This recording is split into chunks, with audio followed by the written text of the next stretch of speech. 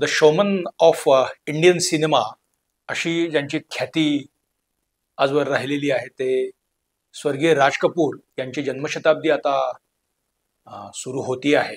त्यांच्या या जन्मशताब्दीच्या वर्षात त्यांना मरणोत्तर भारतरत्न दिला जाणार का असा एक प्रश्न म्हणण्यापेक्षा एक दबक्या आवाजातली चर्चा दिल्लीत सुरू झालेली आहे आणि त्याकडे अर्थातच चित्रपट वर्तुळाचं लक्ष लागून राहिलेलं आहे. बघूया या जानेवारीमध्ये या संदर्भातली काही घोषणा होती आहे का याकडे अर्थात सर्वांचं लक्ष असणं स्वाभाविक आहे.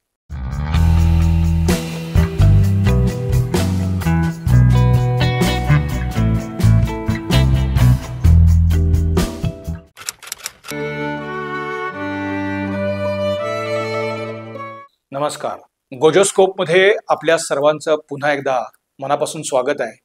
The showman of Indian cinema असं ज्यांना म्हटलं जातं किंवा ज्यांची ओळख आजतागायत कायम आहे असे स्वर्गीय राज कपूर, अभिनेते, दिग्दर्शक, निर्माता अशा सर्व अंगांनी आपल्याला ते माहिती आहेत. म्हणजे 1950चं 60चं दशक हे सगळं राज कपूर म्हणा किंवा त्यांचे समकालीन असलेले स्वर्गीय दिलीप कुमार, स्वर्गीय देव आनंद, भारतीय चित्रपटांचा सुवर्ण काळ असं म्हटलं की आपल्याला ही मंडळी प्रामुख्याने डोळ्यासमोर येतात. आणि त्यातही भारतीय सिनेमात हे म्हणजे पूर्वीची माणसं म्हणायची राज, दिलीप आणि देव अशा नावानेच खरं तर हे त्रिकूट प्रसिद्ध होतं. राज कपूर यांच्या अभिनयाची शैली वेगळी, दिलीप कुमारांची शैली वेगळी आणि अर्थात देवानंदचीही वेगळी आणि त्यांच्या चित्रपटांचे विषय सुद्धा पूर्ण वेगळे असायचे. आपल्याला ते माहिती आणि आपण पाहतोही हे चित्रपट आधीमध्ये. या चित्रपटातली गाणी पण म्हणजे दिलीप कुमार हेही त्यांच्या काळात लोकप्रिय होते. त्यांना भारताच्या आपल्या देशांच्या सीमांपलीकडे सुद्धा मोठ्या प्रमाणावरती व्ह्यूअरशिप होती.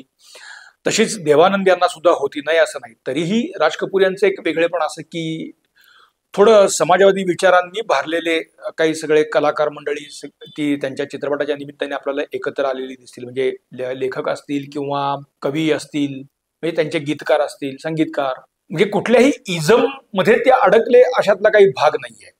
पण तरीही तसा एक गोतावळा आपल्याला तिथे कायम दिसेल. आणि त्यांच्या चित्रपटांचं एक वैशिष्ट्य असं म्हणजे एक पूर्वीच्या काळामध्ये म्हणजे एक कमर्शियल सिनेमा आणि पॅरलल सिनेमा किंवा ज्याला काय म्हणजे कलात्मक चित्रपट असं म्हटलं जायचं, अशी एक विभागणी आपल्याला त्या 60-70च्या दशकात, 80च्या दशकात आपल्याला दिसेल. एक आनंदाची बाब म्हणायला हरकत नाही, आता अशी आपल्याला काही पॅरलल सिनेमा असं आपल्याला काही दिसत नाही. खूप वेगळे विषय, वेगळ्या पद्धतीची मांडणी, वेगळी चित्रभाषा, चित्रशैली ही सगळी आजच्या चित्रपटामध्ये दिसते. आणि एका अर्थाने ह्या पॅरलल आणि कमर्शियल हे सगळं एकत्र आलेलं दिसतं. म्हणजे लोक काय की कमर्शियल चित्रपटामध्ये सुद्धा ती कलात्मकता अनुभवतात आणि तसे वेगळे विषय, हटके विषय, हटकी मांडणी ही आजच्या युगाची एक गरज बनलेली आहे. राज कपूर हे ज्या वेळेला चित्रपट बनवायचे त्यावेळेला अर्थात अगदी सुरुवातीच्या काळात काही हा पॅरलल सिनेमा आहे किंवा हा कमर्शियल आहे असं हे नव्हतं. 60च्या दशकानंतर अर्थात त्या सीमारेषा अधिकाधिक काय म्हणतात त्या दृग्गोचर होत गेल्या. पण त्या काळातही त्यांच्या चित्रपटांचे विषय आपण जरी बघितले तरी सुद्धा ते वाटताना जरी आपल्याला ते पॅरलल सिनेमासारखे वगैरे वाटले, मांडणी जरी तशी वाटली तरी ते कधीही पॅरलल सिनेमा म्हणून गणले गेले नाहीत. ते मेनस्ट्रीम किंवा आपण ज्याला कमर्शियल म्हणतो तर तशाही याच्यात ते होते. म्हणजे एका अर्थाने त्यांनी बघितलेलं स्वप्न जे आहे ते आजचे चित्रकर्ते आणि अर्थात त्या चित्रपटांचा अनुभव म्हणजे आस्वाद घेणारे आजचे रसिक हे एका अर्थाने it's a grand tribute to this great man हे आपल्याला नमूद करायला हरकत नाही.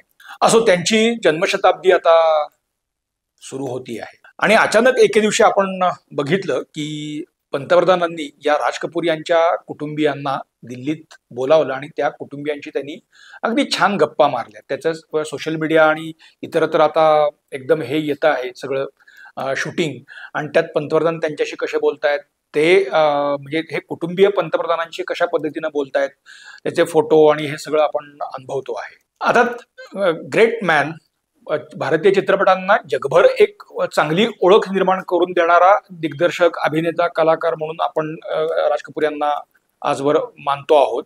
तर अशा ग्रेट माणसाच्या कुटुंबियांशी पंतप्रधानांनी बोलणं याच्यात काही गैर नाही. उलट त्याची दखल देशाच्या सर्वोच्च नेतृत्वानं घेणं हा एका अर्थाने त्या नेत्याचाही सन्मान असतो आणि त्या कुटुंबाचाही असतो. त्यामुळे ही ऍप्ट आहे असं म्हणायला हरकत नाही. पण अशात पुन्हा एक थोडीशी दबक्या आवाजातली चर्चा सुरू झालेली आहे. ते म्हणजे राज कपूर यांना मरणोत्तर भारतरत्न जाहीर केला जाणार का.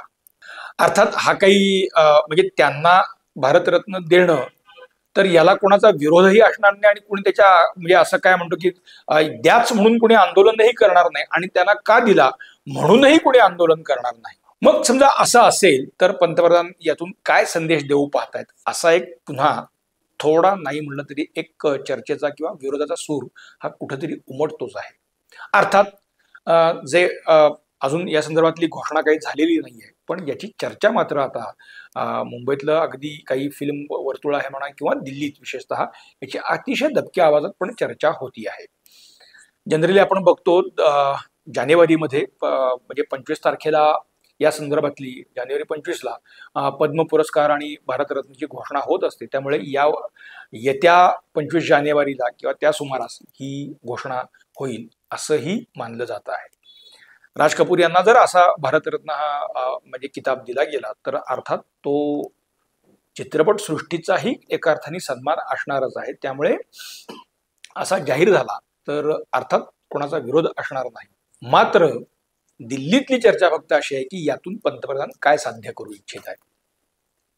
पुरस्कार देण्यामध्ये किंवा असे किताब देण्यामध्ये सुद्धा काही संदेश असतातच.